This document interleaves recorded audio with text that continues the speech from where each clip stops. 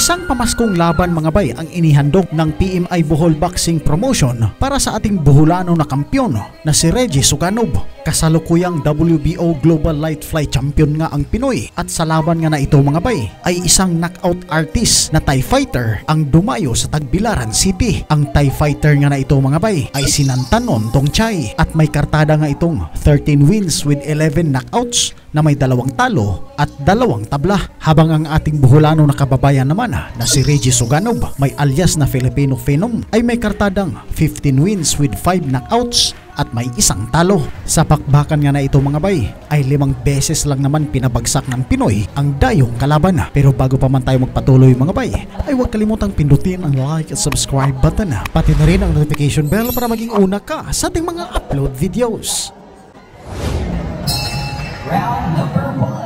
Sa pag-uumpisa ng laban mga bay ay matapang na kumonekta agad itong Thai fighter. Subalit segundo pa nga lang ang kakalipas ay nagpakawala ng 2 left hook si Reggie Suganov at dito nga mga bay ay yanig agad ang kalaban. Matapang rin na nakikipagsabayan itong kalaban mga bay at isa nga itong pagkakamali sapagkat kilala naman natin si Suganov na may magandang counter attack sa mga pag-atake.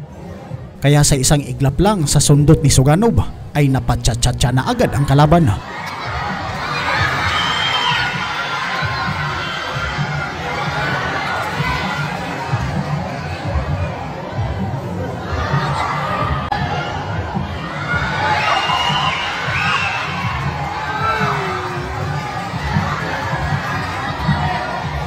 Hindi biro ang lakas na taglay nitong left jab ni Suganov mga bay. Kita mo naman rito na sa tuwing matatamaan ang kalaban ay gumigiwang-giwang ito paatras. At dito na nga nag-umpisa mga bay ang kalbaryong kinakaharap ni Nantanon Tongchai.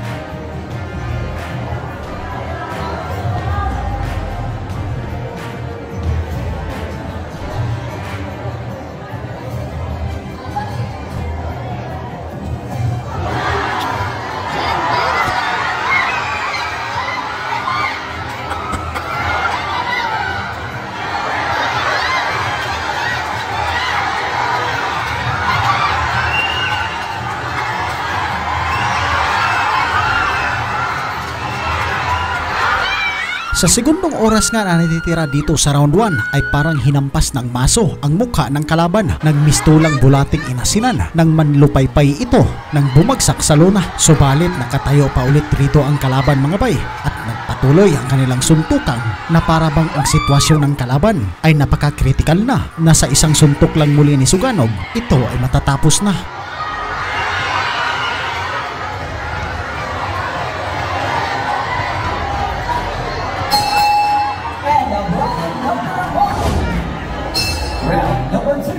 Nakasurvive pa sa round 1 itong si Nantanon Tongchai at sa pagpapatuloy ng kanilang sagupaan dito sa round 2 ay agresibong sumugod agad itong Thai fighter na parabang umaasang kakayanin pa niyang makabawi sa Pinoy at baliktarin ang sitwasyon ng laban.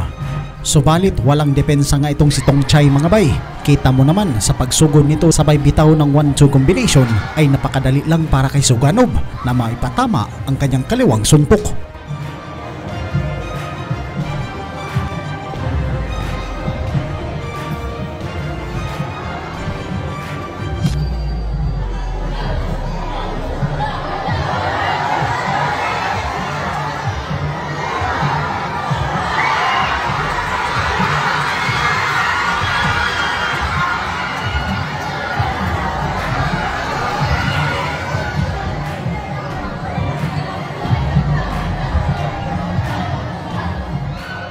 Nangangalahati na tayo dito sa pangalawang yugto mga bay at ang galaw nitong kalaban ay parang naka-slow motion na at ang mga suntok ni Suganov ay hindi niya nakikita, kaya hindi nakapagtataka na ang kanyang pagbagsak noong una ay masusundan pa ng ilang beses bago magtapos ang round.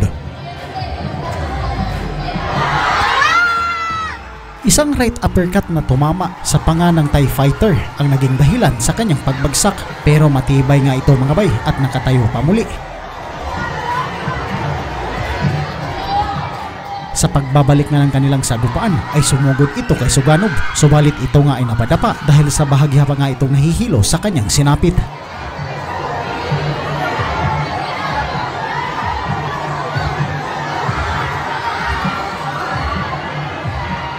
Nag-aapoy na ata sa galit itong kalaban mga bay, sapagkat ang mga lambayog nga nito ay parabang suntok sa buwan na ang pinanghuhugutan, at dahil sa wala na nga itong depensa ay sa isang straight jab lang ng Pinoy, bagsak muli ito sa lona. Ito na ang pangatlong beses na bumagsak ang Thai fighter, pero bilib tayo sa kalabang ito mga bay na sa tuwing ito nga ay babagsak ay wala pa sa 3 segundo at nakakatayo agad ito sa bilang ng referee.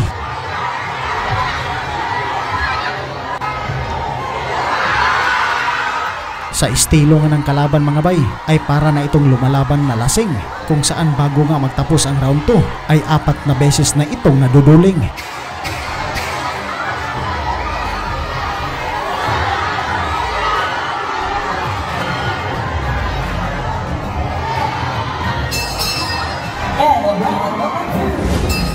Round number 3.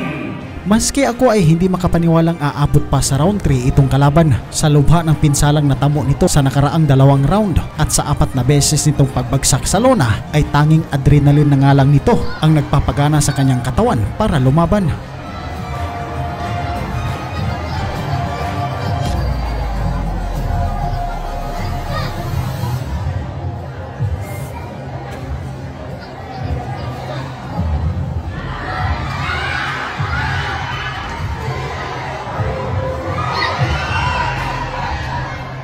Kung kaya't makalipas nga lang ang 50 segundos dito sa round 3 ay muling tumilapon itong Thai fighter sa suntok ni Reggie Suganov. Dito nga mga bay ay hindi na binilangan ito ng referee at itinigil na nito ang laban.